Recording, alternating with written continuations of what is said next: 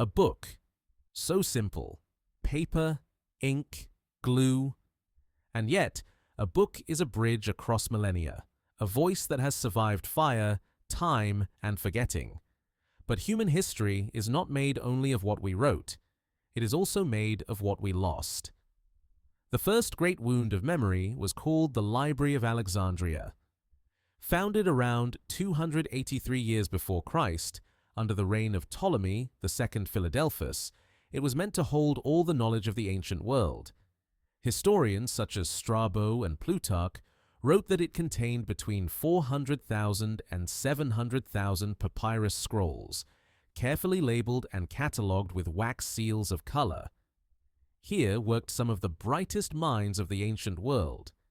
Eratosthenes, who calculated Earth's circumference with astonishing precision, Hipparchus, who discovered the precession of the equinoxes, and Aristarchus of Samos, who proposed that Earth revolved around the sun, 17 centuries before Copernicus. When Julius Caesar set fire to the port of Alexandria in 48 BC, the flames spread to the manuscript warehouses. Tens of thousands of scrolls were lost. Later, in the 3rd century, during Emperor Aurelian's campaign, the city burned again. And in the year 391, under Emperor Theodosius I, the Serapeum, the temple that held the surviving works, was destroyed. The last remnants disappeared after the Arab conquest of 642, when General Amr ibn al-As reportedly used the manuscripts to heat the city's baths for months. Within one lifetime, the greatest library of the ancient world became smoke, and with it, a part of humanity's memory vanished forever. But fire was not the only enemy. Then came time. During the Middle Ages, books were copied by hand on parchment, thin layers of animal skin that could last for centuries. But after the invention of printing in the 15th century and the Industrial Revolution that followed, paper itself began to die. Between 1850 and 1950, factories switched from cotton to chemically treated wood pulp. It made paper cheaper, but also acidic. The very material of knowledge began to destroy itself.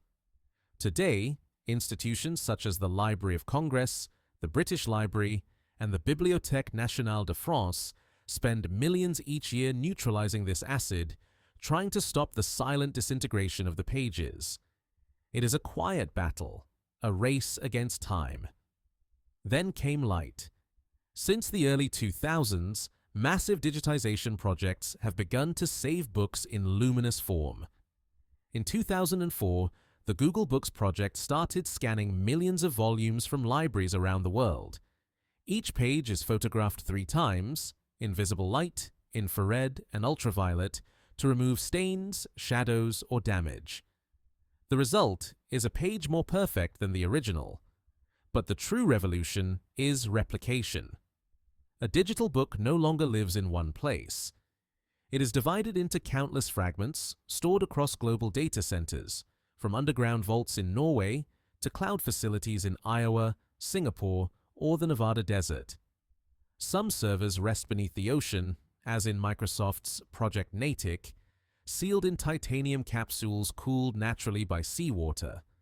Others sleep in eternal frost.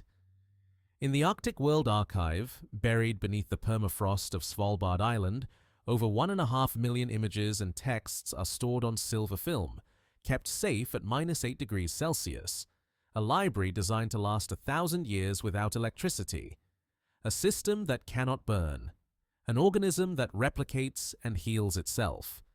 And yet, the paradox remains. Never have we had so much memory, and never has it been so easy to forget. The fire is gone, but something else now consumes us, the noise of information, the endless storm of data that buries meaning. Perhaps the new struggle is no longer against flame, but against the silence within us, where memory fades without smoke and forgetting leaves no trace. So, every time you open a book on a screen, remember its journey. From the ashes of Alexandria, through the dust of centuries, to the silent cloud pulsing in the heart of our planet. Knowledge has passed through fire to become light. And perhaps, for the first time in history, we have built libraries that will never burn again. Because as long as someone keeps reading, the fire has not won. And it never will.